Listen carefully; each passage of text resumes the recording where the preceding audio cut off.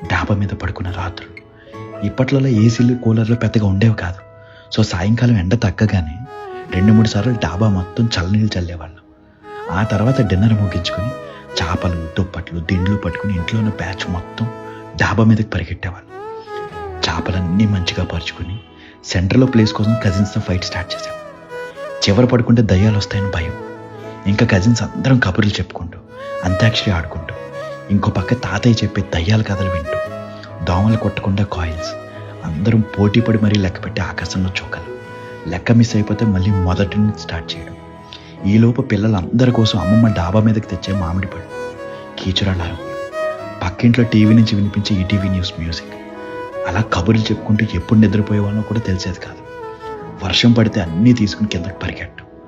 పొద్దున్నే మన మీద పడే ఆ సన్ రైజ్కి నిద్ర లేచేవాడు.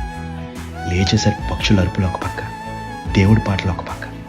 ఇంకా నెమ్మదిగా లేచి మిగిలిన స్లీప్ కిందకు వచ్చి కంప్లీట్ చేసేవాడు. బ్యూటిఫుల్ డేస్ కదా. ఇప్పుడు ఎన్ని కంఫర్ట్స్ ఉన్నా అప్పుడు అలా మనం వాళ్ళందరితో డాబా మీద కబుర్లు చెప్పుకుంటూ పడుకోవడంలో ఉండే ఆనందం ఎందులోనూ లేదనిపిస్తుంది.